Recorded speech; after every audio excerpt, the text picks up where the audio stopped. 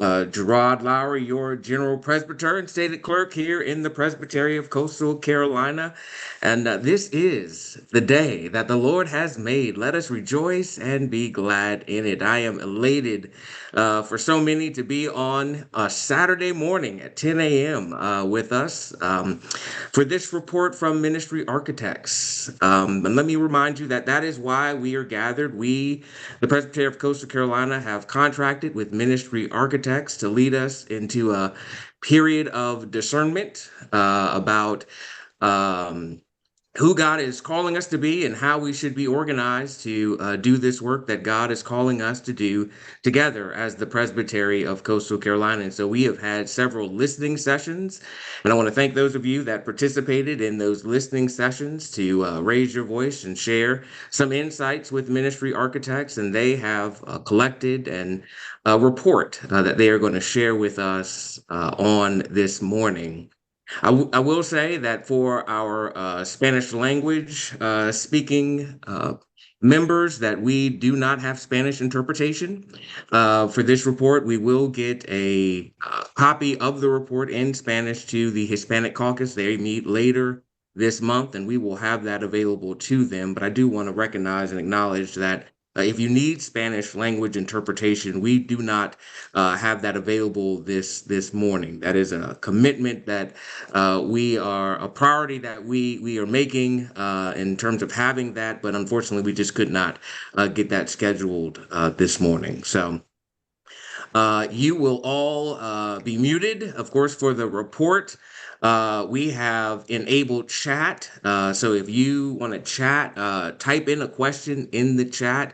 Please feel free to do that as the report is going on. And then we will raise those questions with our ministry architect consultants during the presentation. And also, there'll be a time during the presentation when you can ask questions directly. And so, if you hit the raised hand button to raise your hand, and then that will give us a chance to call on you to ask your question. As we get started, I've invited Meg Dudley, our Presbyterian moderator, to open us with prayer, and then we will hear from Sean and from Krista. They are our ministry architect consultants, and they will lead us through the report that they have for us. So, Meg, if you would open us with prayer, please.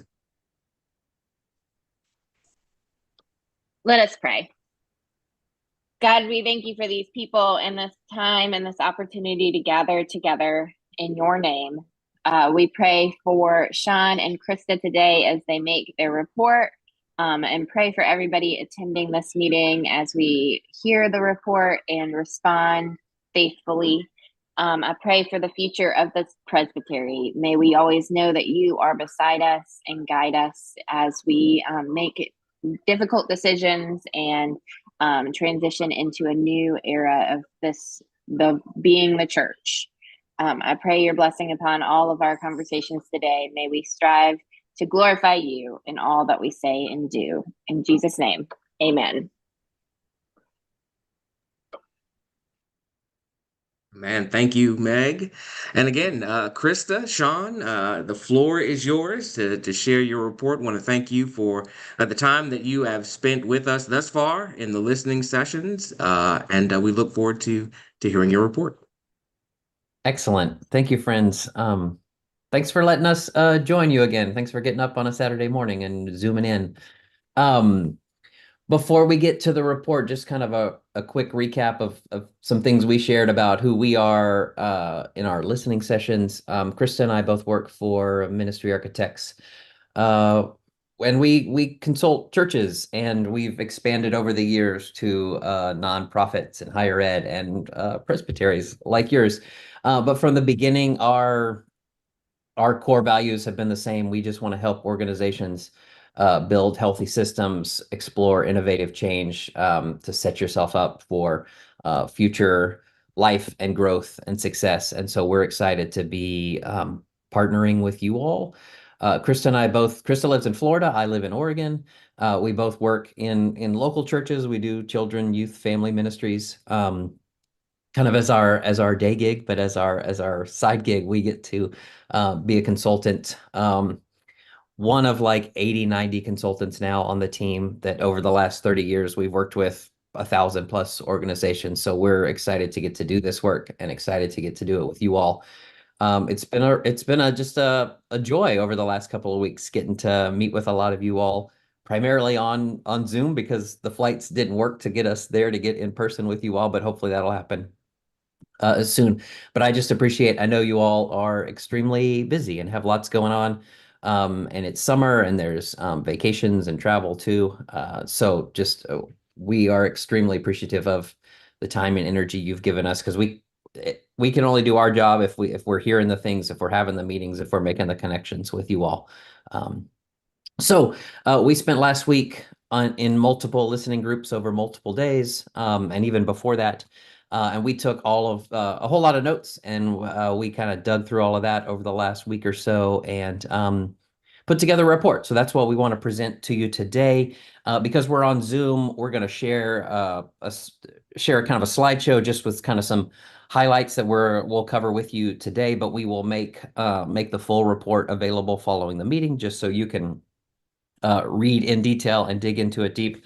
We find the more people that maybe watch this recording, the more people that read the report, it just kind of builds the energy and the momentum for this work ahead of us that we're going to do together. So we would encourage you to get your hands on it, share it with your people, with your congregations, and then just be on the lookout, be ready for everything that's coming next. So I'm gonna hand things off to Krista so she can introduce the report and then go through the kind of the first half of the report, and then I'll jump back in and take the second half of the report, and then we'll be sure to block out some time for some Q&A before we're all done this morning. So thanks again. Thanks for being here and thanks for being part of this. Just wanted to show this slide briefly, just in case any of our Hispanic ministry folks had just joined us and missed Gerard's announcement. So there will be a time for them to hear this report in Spanish next week. So thank you again for providing that. Okay, so I am going to start by just sharing a little bit of our report. Of course, starts with context. And so the background of the Presbytery of Coastal Carolina, just to hit a few highlights. Most of this you probably already know. There are 172 churches. About 80% of the churches have less than 100 people in them. Of course, most of the churches are small and rural, and geographically it's very wide. And so about a decade ago, the Presbytery had divided into 3 communities, the East, West, and Central. And so there's 50 churches in the East, and then the West and Central each have 61. And so we asked folks what would be one word or phrase that would describe the Presbytery of Coastal Carolina, and you can see those on the screen. Things like loving, moving forward, rural, eager, and friendly were all mentioned. And so, as you know, there's a staff of folks at the Presbytery office.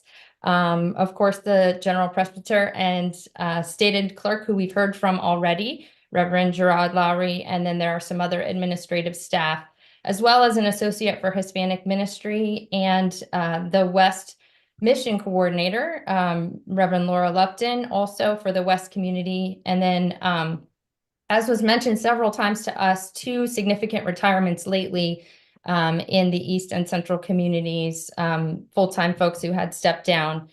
And so just so that you're aware of how many people participated in this process, we had around 130 participants in our Zoom groups. We had wished to be in person, as you know. Plus, we had sent out a survey. We had about 15 folks respond to that survey. And Sean and I fielded a lot of emails as well and had a lot of conversations. So we're excited about that amount of folks who participated in the assessment process. So thank you for that. Okay, so moving on to the report itself. So we have what is called the invisible checklist. So when we think about ministries in general, there are usually 3 common ways that folks judge whether or not a ministry is successful. And so we take a look at 3 different things. Those things are numbers, programs, and enthusiasm. And as a way to evaluate, we just think, are enough of these things happening, or are people perceiving that they are? So when we talk about numbers, this is a significant percentage of churches need to be participating visibly in some aspect of the presbytery's programs. And so what we found is that folks throughout the presbytery didn't think that this box was quite checked off, that it was only partially checked, that there are some that are participating. Visibility was an issue for some folks in understanding their participation. So our numbers box is not quite all the way checked. The second thing on our invisible checklist is the area of programs, that there should be at least a few visible programs that are presbytery-wide, that kind of everyone is talking about, that everyone is excited about. And so again, presbytery-wide, it doesn't feel like this was quite checked all the way. So we called this one also partially checked off for the presbytery. And then our last box on the invisible checklist was enthusiasm, or is enthusiasm. Now there is a lot of enthusiasm in a lot of different ways that we encountered, but there are still some places where folks feel like the bridge is out between their church or themselves and the presbytery. So we feel like this one's on the way to being checked as well, but not quite fully checked. And so the invisible checklist is just kind of a way that we know everyone is sort of always thinking and judging the ministry itself. Does anybody have any questions about that?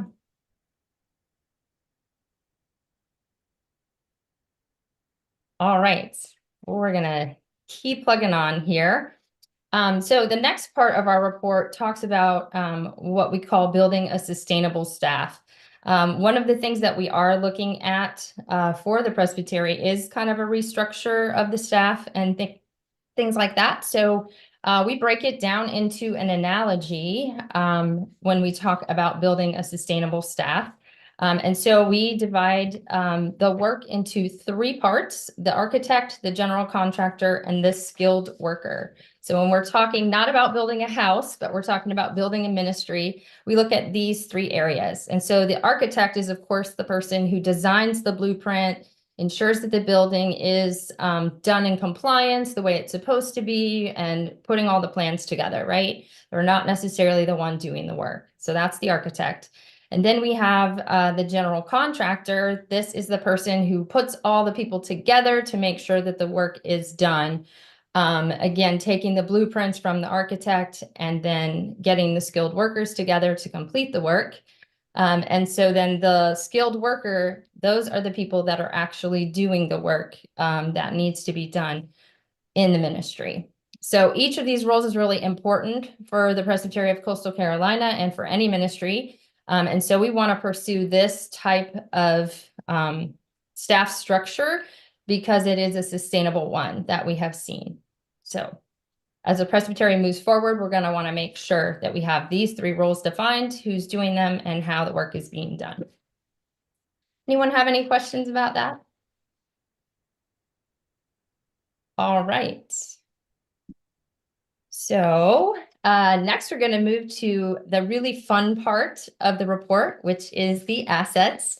These are our strengths that we want to protect, the things that are going really well for us as a presbytery. And we heard a lot of them in the report.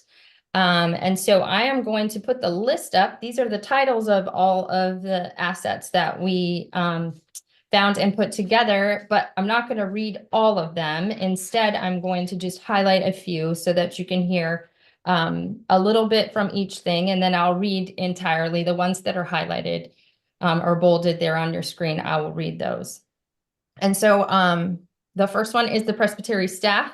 A lot of folks that we talked to just talked about the strong leadership and the relational strength of our presbytery staff as a whole. Mentioned that they were helpful and supportive and always willing to reach out to churches, which is great. Good things come in threes. In that asset, we heard over and over again about the model of the East, West, and Central communities and what a blessing that has been to your presbytery. So that was good to hear. And then Hispanic ministries, I'm going to actually read this portion of the report to you. The most recent church plants to the Presbytery of Coastal Carolina have been Spanish-speaking churches. There is excitement about what is happening with these Spanish-speaking ministries. One person noted that this is where growth is happening and said, they are growing, they need funding. In a listening group with Hispanic leaders, several talked about the financial help that they had received as a provision from their presbyteries. Others called the presbytery a blessing and a strength to their ministry. All of the Hispanic ministry leaders mentioned experiencing growth in some way. One person noted that their Hispanic church was experiencing growth in all ways, referring to more people coming to church, more people growing deeper in their faith, being trained up, and inviting others to join them. Many are seeing people come to Christ, and the passion of the leaders of these churches is strong. So that was great. Next, we had something called On Mission Together. We heard a lot of, this is our family, that is the presbytery. It's a great atmosphere for us to connect together and serve together, be it Fifth Sundays or collaborating, sharing pastors, things like that. New church development. There's been a lot of energy and funding and effort and support in the direction of new church development. Resources, again, is something we heard across the board as an asset. I'm going to go ahead and read some of these to you as well. The presbytery is a resource to churches in so many ways. People noted a variety of ways that have been blessed or provided for by the presbytery. And here's a list of some of those things. Polity guidance, receiving financial grants, help writing covenants with leadership, supplying pastors in the pulpit, workshops, training, directing folks with real estate or legal guidance, emails, support, updates, scholarships, and vacation Bible school kits. Pastors and participants know the presbytery is a resource, and many are grateful for the ways they have been resourced, served, and ministered to. Another one was the strong identity as a Presbyterian, tying the Presbytery of Coastal Carolina to the Presbyterian USA Church, and a lot of people honoring the rituals and traditions of that. And then the last one I'm going to mention is what's called Looking Ahead. And again, I'll read this portion of the report for you. Regardless of the challenges faced by churches in the Presbytery of Coastal Carolina, clergy and church members across southeastern North Carolina are thinking of the future and dreaming about bringing the hope of the gospel to their neighbors. There is a universal desire for a shared vision, clear expectations, and a path that's strategic to move forward together. Everyone in the listening groups and those who filled out surveys seem to have a sense of hope and a desire to see things change. One survey participant stated, "It seems time to refocus and recommit to our work as a body of Christ." Someone else shared their dream that the presbytery could reverse the shrinking trend of opening churches instead of closing them. Another participant charged the group by saying, "One thing we hear is we can't do it because we are small or old, but we need to be focusing on what we can do." And another person said what many would agree with, "We are excited about growth."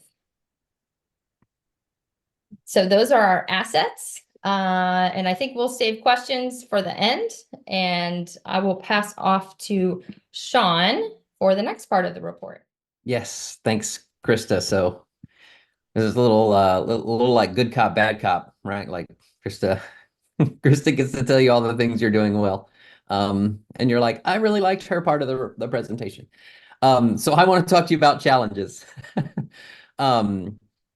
And it's important to remember, because I mean that's a part of why we're working with you all, right? Is because there's work to be done, but we also name those assets because those are strengths you have, those are things you're doing well, and those are things you don't want to lose sight of in the work ahead. So you got to be sure to hold on to those, find ways to leverage those assets, and not forget those things, not lose those things, while you're also addressing some of the challenges. And the challenges, it's important to note, this is not what caused any kind of situation or put you in the place that you're in. These are just things that moving forward, we're going to have to address if you all want to get to where you want to be, who you want to be as a presbytery.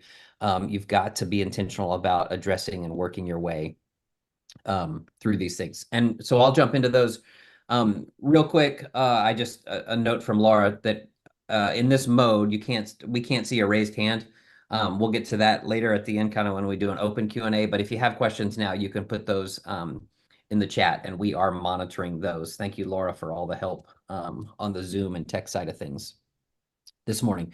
So here are your challenges. Like Krista, I kind of want to just touch on each of them, but also dig deeper into a few of them that really we heard loud and clear again and again. And the first one is fuzzy vision. So let me read that to you. When asked about the vision of the Presbytery of Coastal Carolina, most listening group participants were unable to articulate or remember any overarching or unifying idea or statement. One listening group participant said, "We are unclear about what our mission is," while another said similarly, "I don't know what the mission of our presbytery is." Unless there is a shared, agreed-upon vision for the presbytery, it will be hard to move forward strategically and intentionally. If an organization doesn't know who it is, determining what they will do and how they will do it will be difficult, if not impossible. And many know this to be true, saying things like, "There is power in a group of faithful people getting behind a clear vision and goal." We need to have a clear idea of who God is calling us to be as a presbytery. We could do even more extraordinary things with a unified focus and direction. But as a listening group participant shared about this moment for the presbytery, this is an excellent opportunity and time for us to rethink what we're all about. The people of this presbytery seem poised and ready to do this important work. And that'll actually, we'll get to it soon, but that'll be part of our work with you all working on the vision piece. But this was one that came up over and over again, which is why it's first and why it's one of the ones I wanted to highlight with you all. Let me tell you about a few others. Financial concerns. We just heard from lots of folks with the changes in staff, but the increase of cost and the giving that's down, just concerned like how will we manage our finances. Lots of praise for the Finance and Property Committee and the work that they are doing, but still concern for what's the future going to hold? What are we going to be able to do and fund as a presbytery moving forward? Your next challenge, small church challenges, which is another one I want to just read to you because this is one of the biggies that came up again and again. There are a significant number of smaller churches in the makeup of churches in the Presbytery of Coastal Carolina. Many of these churches are struggling and less connected to the presbytery as they need to worry about their numbers and focus on just sustaining their churches. It's also often difficult for the small churches to connect with the larger presbytery because the offerings don't resonate with and/or seem too big for them to be a part of. We simply have to be attentive to our small churches, stated one listening group participant, which was echoed by numerous others who believe the same. Some wonder about the need for these churches to merge or close, but there is also a desire to support and bring hope to each and every church. A listening group participant said, "We want to help our small churches connect to something and find renewed purpose and energy." And there's a strong desire to ensure that not only are the small churches cared for and better connected, but also that their voices are heard within and throughout the presbytery, and to celebrate with the whole presbytery the good work and ministry that the small churches are doing. As one person summarized these concerns with this comment, "Some of our small churches feel forgotten, disconnected, and further apart from our presbytery, and we have to do something about that." So again, and with all of these challenges, it may not come as a surprise to you. Again, that's part of why we're partnering with you all, because we know there are things to address, but this was one of those that continued to rise to the top in our conversations with you all, and something we definitely want to address. The next challenge is tech challenges. We know there are a lot of churches that struggle with the technology in their own churches and congregations, but also in terms of connecting with the larger presbytery. And for the times that technology has been provided, there's maybe been a lack of like training or support, or at least felt that way to many many congregations, and along and related to all that, a lot of churches, even those that are more comfortable with the tech, really expressed a desire to do more in person, to get back to connecting in real life and face-to-face gatherings if and when that's possible. So something to address moving forward. Let me talk about communication. This one is also one of those I want to read to you because it just continued to come up in our sessions and conversations with you all. So this one, this challenge is communication improvements. Recent updates to the Presbytery website and other efforts to improve communication have been well received, but there is still a strong desire for more and better communication within the Presbytery of Coastal Carolina. One listening group participant said, "There has been some good communication on the community level, but there is a real lack of communication from the Presbytery on the whole. We don't ever hear anything from them. There is an e-newsletter list to sign up for on the website, but emails are inconsistent and infrequent. And this list, and this is limited to people who have access to and use email. Things are often communicated last minute, making it difficult for churches to plan and participate in offerings. It's unclear who to contact and how when churches and individuals have concerns, questions, or needs. More consistent and robust communication was a clear need throughout the listening sessions, as a listening group participant voiced what many others were feeling, saying, "We want people to be better informed, to know what's available, to learn more about other churches, and to draw us all closer together." In addition to sharing more within the Presbytery of Coastal Carolina, a significant number of listening session participants also want to share more about the Presbytery. "We need to be communicating who we are in as many ways as possible in our Presbytery," stressed one listening group participant. Churches are hoping for more support from the Presbytery in promoting and marketing who they are as individual churches and as a presbytery in and throughout their communities and across the Carolinas. So just consistent, just clear communication. Good work has been done, and there is good communication happening, but people are just longing for more of that. We'll continue, and I'll just kind of highlight each of these for you. Staffing clarity came up as a challenge. This one, as you all know, and Krista referenced in the background, with the two retirements, with the departure of the youth staff for the Presbytery, there's just lots of questions about what is our staff going to look like? What can we afford? Who's going to do what? What will our model of staffing look like? So that is something that will need to be addressed, something that we're actually partnered with you all to work on. More connections and offerings. This is kind of an exciting challenge, right? This is that the people of the Presbytery just want to connect more. The three community systems seems to be working well for some and in those communities, but it's maybe made those communities more disconnected from each other and not the Presbytery as a whole. So just longing to spend more time together, and you all and we're getting to it, right? You all are so spread out that it's difficult, but not just more connections, more offerings. Are there trainings? Are there teachings? Are there studies? Are there classes? Are there groups that the Presbytery can offer to create the space for connection, but also education and spiritual growth and support and all those things that you all know as church leaders and as pastors are so important to your own congregation, but also to your own spiritual life. So longing for more there. The next challenge is managing facilities. You all have lots of properties all throughout the Presbytery, but it's become a challenge, especially lately, to manage these spaces. There's questions about the Presbytery office and the best use there. What to do when churches close, and what do we do with the properties, in particular cemeteries associated with that.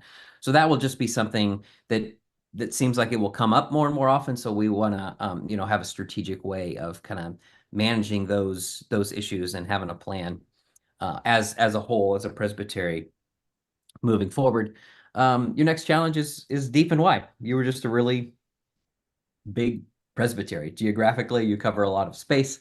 Numerically, you have a lot of churches, and so like you have been, and you have made efforts in the past, you just want to continue to be intentional about what is the best way to help this feel closer, to help us feel smaller, both again, geographically and numerically. A couple more challenges: congregational awareness.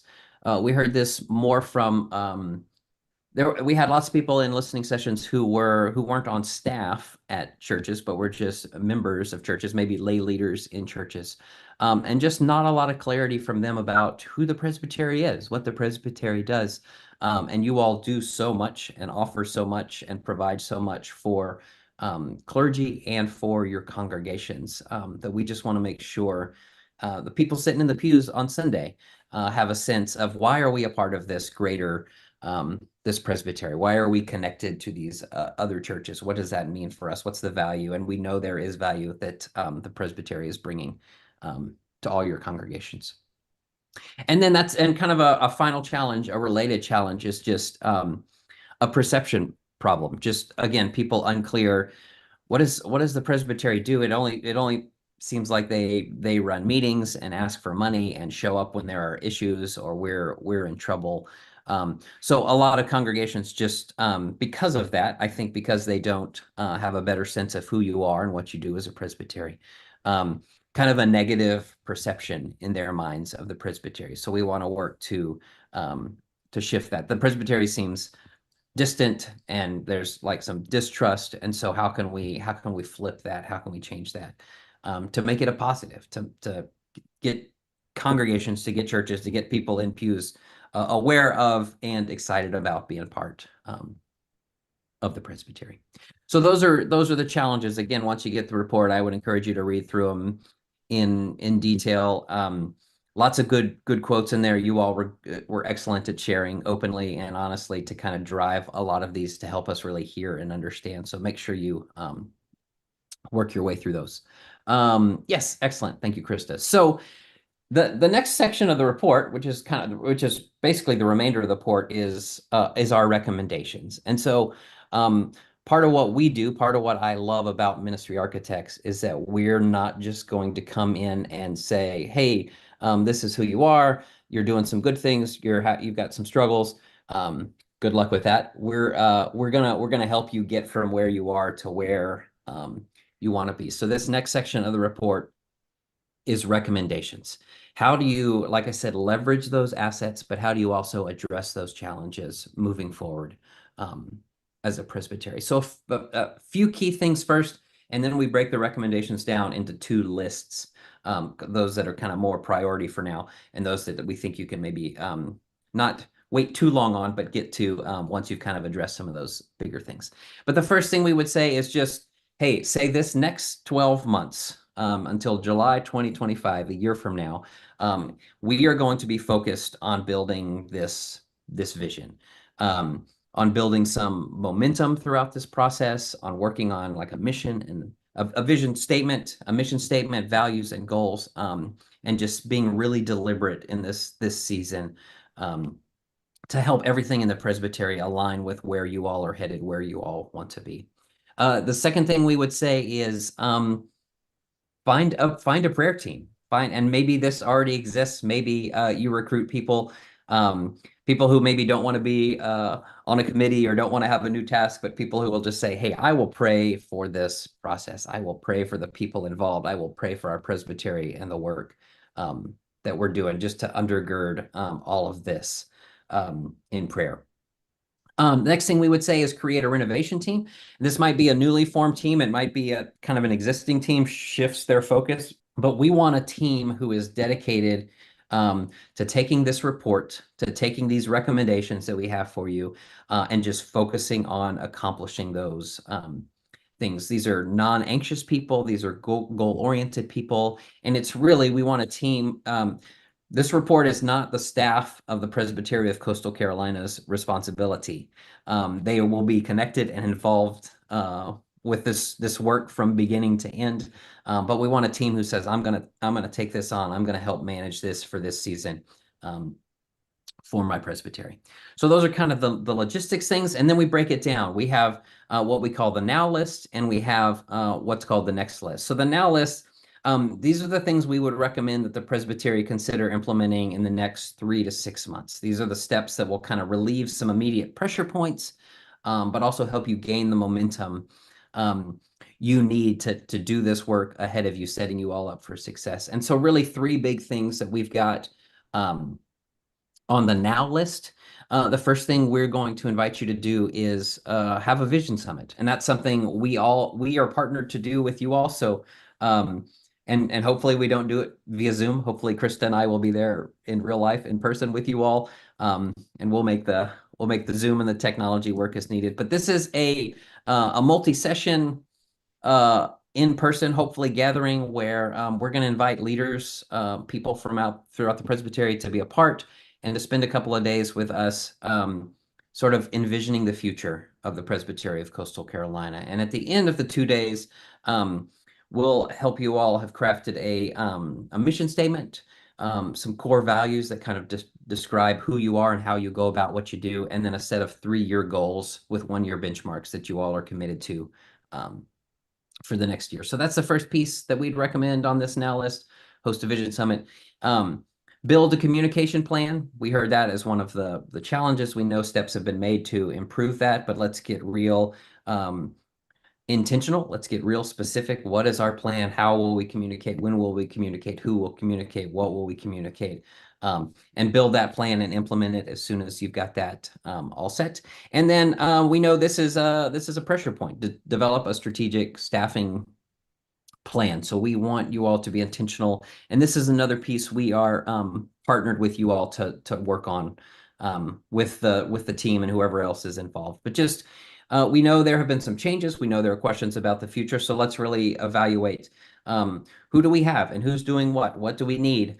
What do the finances allow? What do the time and energy of our current staff leave undone? And what do we need to prioritize? What can we find volunteers for? Just asking all of those questions, going through job descriptions, figuring out who we want to hire, and then putting all that together and being intentional about the next steps of the search to fully staff your team for the presbytery moving forward.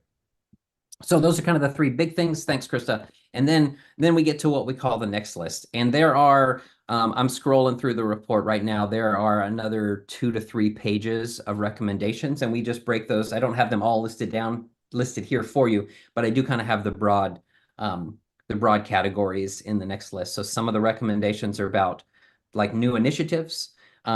This includes some technology recommendations, some support for small churches, developing a connection plan. That was that kind of longing for more connection and more offerings, promotion, marketing, those kind of things that we heard through the challenges. So those all fall under clear strategies and new initiatives. We also have a building infrastructure and stability section in the next list of recommendations. This gets to kind of rolling out your vision. Once we've done that vision summit, it includes financial stability, facility evaluation, some of those other challenges we talked about. And then lastly, in addition to that strategic staffing plan, what will the staff look like and do moving forward? There's just a section for continuing to develop and nurture your leaders and clergy and staff in the presbytery. So this is just helping the staff be clear on their roles, have a sustainable pace, put the evaluation mechanisms in place that you need to set your team up for long-term success. So that's, again, get into the report, read through all of those. But that's another, 2 or 3 pages here in the report of the next list. Here are more recommendations, again, to leverage your assets and address your challenges. After that in the report, I love this. And I know you can't speak or comment or raise your hand at this point, but if you don't know how you eat an elephant, you eat it one bite at a time. So this isn't stuff that's going to happen overnight. This is stuff that's just going to take time. And again, this is kind of where it starts, the listening sessions and the assessment.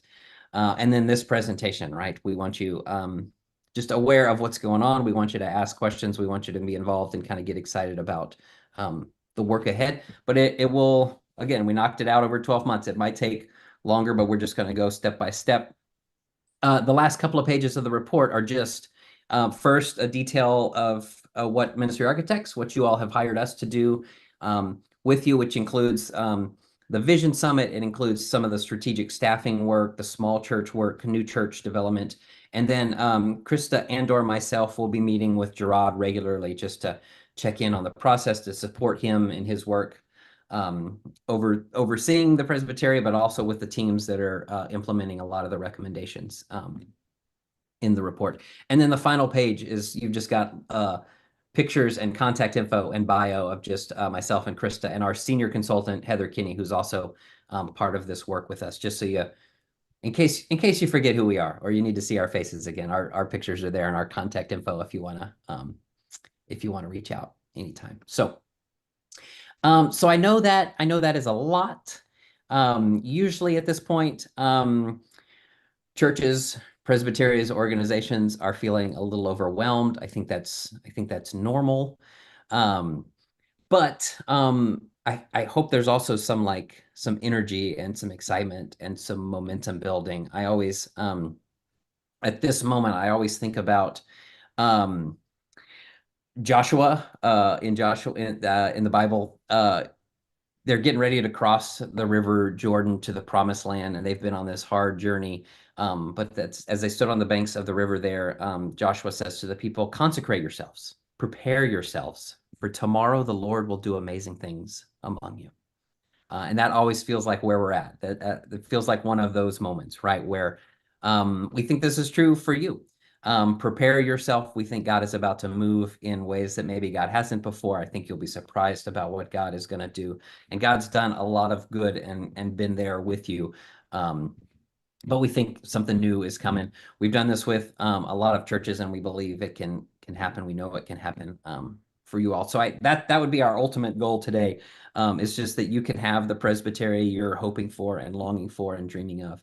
And that kind of starts in some ways today. So we would invite you to prepare yourselves because we think God is about to do something amazing. So that's our report. We'll get it to you again. We'll get copies of it. Please share it with folks. We'll also get a recording, I believe, of this gathering today out if other people want to watch it, if you want to share with it. If you've enjoyed it so much and you just want to watch it again and again, you can you can do that. But I know we're going to close. Maybe Gerard or someone else close us in prayer before we go. But let's, if there is some time, let's do some questions. What can we talk through? What can we answer before we go? Thank you, Sean. Thank you, Krista. Yeah, this is the appropriate time for some questions for Sean and Krista. We have a question. As part of this process, will ministry architects be able to craft a concise message that summarizes this effort so far so every church can share with its congregation?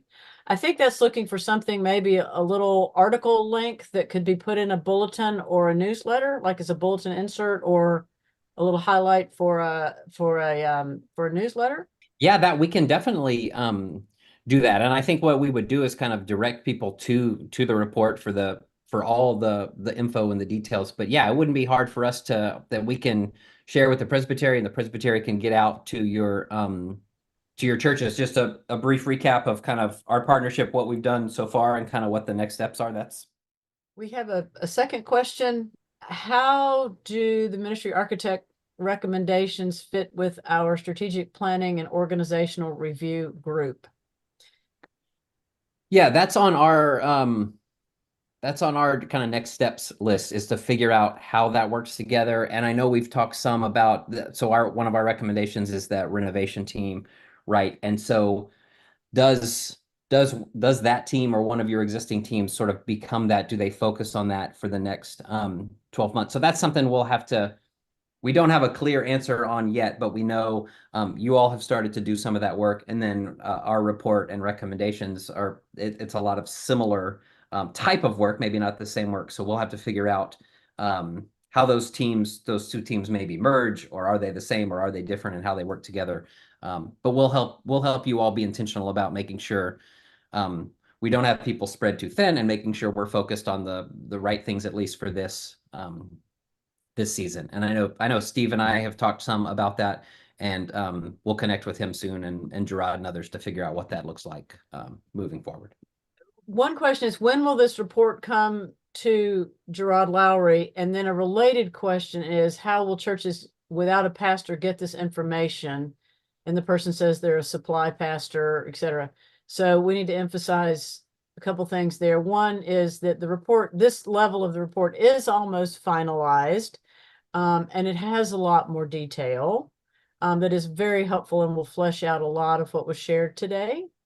And that we will post, I'm going to guess we're going to post this to the website, and we That is correct. will email and notify all clerks of session that the report is available in addition to our pastoral voices. So I kind of just answered that for us, I think, and I see nodding heads. Another question is, what is an example of something new that might grow in the presbytery in terms of things you all are imagining at this point? Yeah, I think, I mean, and one of the, I was just scrolling to this section. I mean, one of the things that is part of our contract with you all is just a new church development plan. We heard from a few people who have or are in the process of planting new worshiping communities. So we're going to be intentional about thinking about that. I think there's lots of potential with the Hispanic churches that have had success that are growing. And so how can we continue to raise up more of those congregations? How can we continue to support them? And so, yeah, we'll be thinking, I mean, I think a lot of what, especially in that next list, that second set of, it's just getting some clarity on, technology and,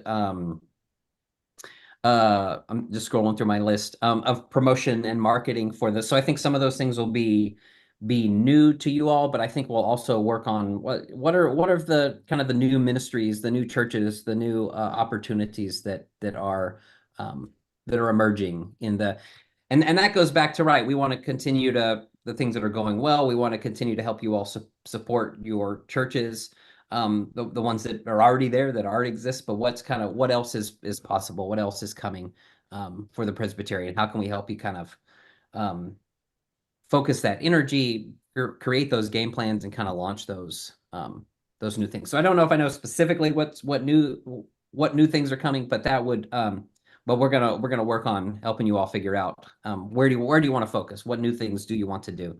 And let's put some plans and systems in place to help you guys move forward. Okay, so one participant has actually raised their digital hand to speak and ask a question, and that would be Leon Price. Just one question. I've been in several organizations in the military, and we have these inspections all the time and these surveys and things. What I would want to know is, will we be intentional about the things that we already have in place? For example, someone said, I guess in the group, talked about the mission statement. I'm sure Coastal Presbytery has a mission statement. And so how are we intentional with making sure that others understand that statement already, rather than rewriting a statement? And it may be that we may need to rewrite the statement, but to make sure that we're intentional about those things that we already have in place, making sure that the congregations understand them and that we have a common language. It may be we may be calling it something else, and having some confusion in that aspect of it. So I just like to make sure that before we change a lot of things and then come back 10 years from now and say, we need a new mission statement, are we going to be intentional about those things that we already did? Thank you. Yeah. Thanks, Leon. Yeah, we won't. Our approach is not to assume we're just starting from scratch on anything, right? Like when we prepare for the Vision Summit with you all, we will say, does something exist? When did you create it? Do people know it? Do we want to review it and evaluate it and tweak it? Or do we want to decide, hey, it's time for a new mission statement? So with any of the work we do with you all, yeah, we're not just assuming there's a blank page. We're gonna be in conversation and coordination with you all. Like with communication, we know there are already systems set up. We already know there is some things going out. So we want to take those things, continue to do those things well and maybe do them better, and then build a communication plan. Oh, we also need this piece. We also need that piece. So yeah, we're not, throwing everything out. We're going to kind of meet you all where you are and kind of build from there. And again, I think that's kind of why we like having the assets and the challenges in the report, because we want to address the challenges. We know there's been some work done in those areas, but we also want to remember there are these things you all are doing really well, and let's keep doing those things really well. Let's not lose sight of those while we're working on these other things. So good question. Thank you. Okay, I've got more questions. When does the renovation team need to be in place? Soon. Yeah, we've got a job description for that team, and then so I think it's between Gerard and Steve and maybe others, maybe you, Laura, just connecting in the next week or two, probably, just to think how is that team going to relate to the other teams, and who do we want on that team, because yeah, we want them to get to work. One of those on the now list was the Vision Summit. And that's something Krista and I will be there in person for, we hope, kind of sometime this fall. So the sooner the better, and we will help you all get that team recruited or get that team set up for success. Again, we've got a job description. And if you're interested, you are more than welcome to reach out to Gerard, Steve, Laura, myself, or Krista, just to say, hey, I'd like to know more about this. But the sooner the better we can get them up and running. That'd be great. Okay. Who will be available to answer questions from congregations? And I'm not sure I understand the rest of this question, but who will be available to answer questions from congregations from checklist that will be sent to them? So I'm not sure what checklist is being referred to. And maybe it's the report. I don't know.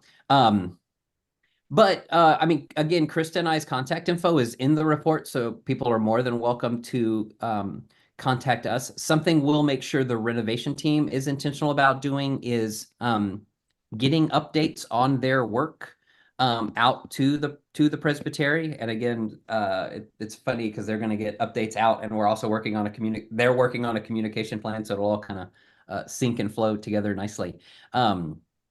But yeah, we will make sure updates are going out. We will make sure the people in the presbytery know who the renovation team is.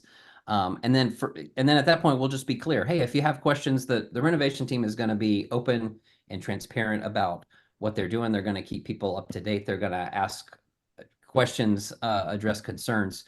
And so we'll just make sure their names, their contact info is available. And we can decide again, maybe it's a particular person on the team that we want to field those things. Maybe it's someone on the presbytery staff, but we can decide that. But we'll make sure people are available. We want people to know what we're doing and that we're available as we go through this process. Okay, this next question, will our community meetings focus on meetings to discuss the vision formation and its implementation? I don't know specifics, I guess, about the community meetings. When we come there, again, hopefully this fall, we will likely, the Vision Summit will be not broken down by community like we did for the listening sessions. The Vision Summit is a time where we invite all leaders from the presbytery to come and participate on behalf of the whole presbytery. And that's where we'll work on them updating or a new mission statement, some core values, those 3-year goals. And those will be like presbytery wide. So I could see following that, maybe that trickles down to each community meets to kind of how are we going to live into the vision and the values and the goals. But really our work with you all in that Vision Summit in particular is the whole presbytery coming together, thinking together, how do we want to, what do we want our vision to be moving forward? Okay, the next one is really just a comment. Maybe one of the new things can be an initiative to help the small churches connect to the presbytery. And all right, let's see. The renovation team could be composed of people who feel called to that purpose rather than having the presbytery staff choose them. Again, that's kind of a suggestion to us. and and then a technical suggestion that the renovation team members' names be placed in the database, which is funny. Okay. So that reaches the end of the questions that have reached me in the chat directly. Robert Bailey. Oh, Okay. okay. I've taken a page and a half of notes. I'm finding so much that I can use in an interim position, that are easily transferable to an interim position. And I appreciate, unfortunately, I think the area I wanted to hear the most under assets, wouldn't you know it, the Jehovah's Witnesses were at the door, and I had to answer the door not knowing who was on the other side. So it's hard to extricate yourself from them.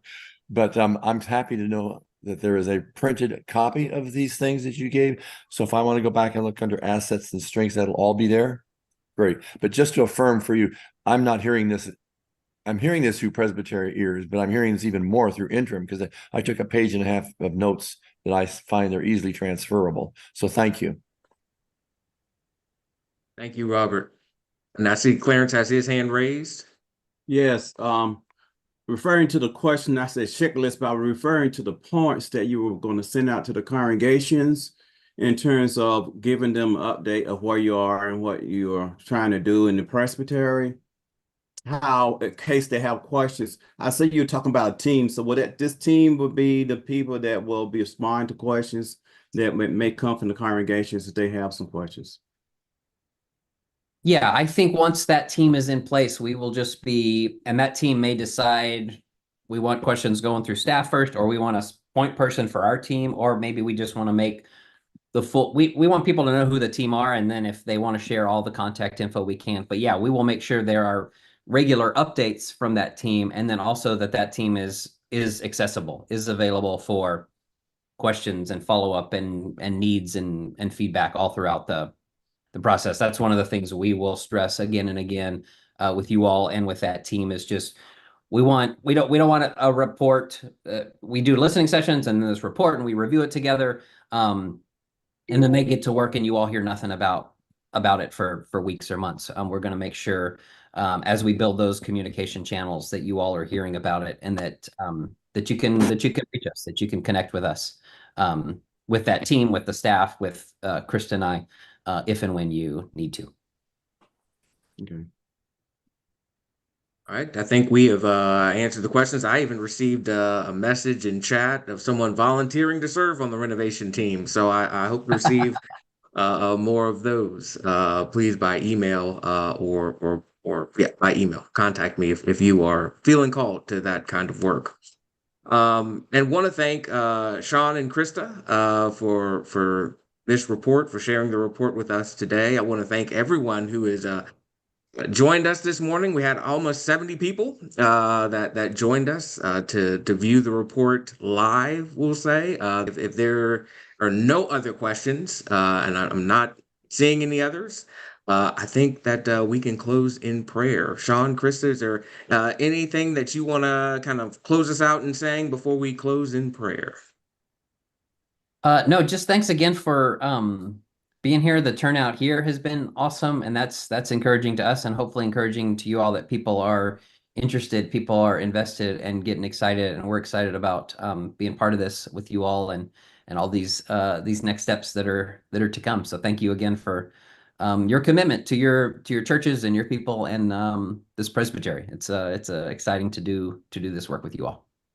Yeah, and I think I would just add, the passion is evident for future, for growth, for hope, for what's to come, and the excitement is real. So we're excited to be walking this walk with you. Fantastic. Fantastic. And Laura, thank you for as always, for helping us with the tech and making sure that things run smoothly. At this time, let us close in prayer. Let us pray.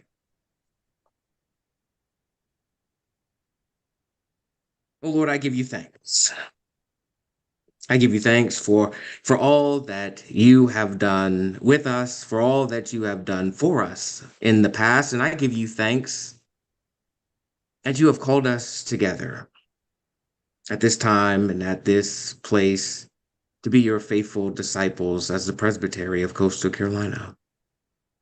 May we trust that you are are leading us now as you have led us in the past. May we see your hand at work in our lives, making and molding us into the disciples that we are called to be and the disciples that the world needs us to be at this time.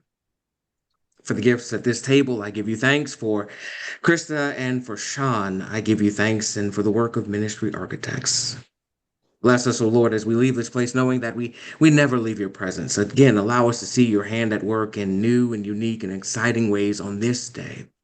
For this we pray. In Jesus' name, amen. Man. Thanks, friends.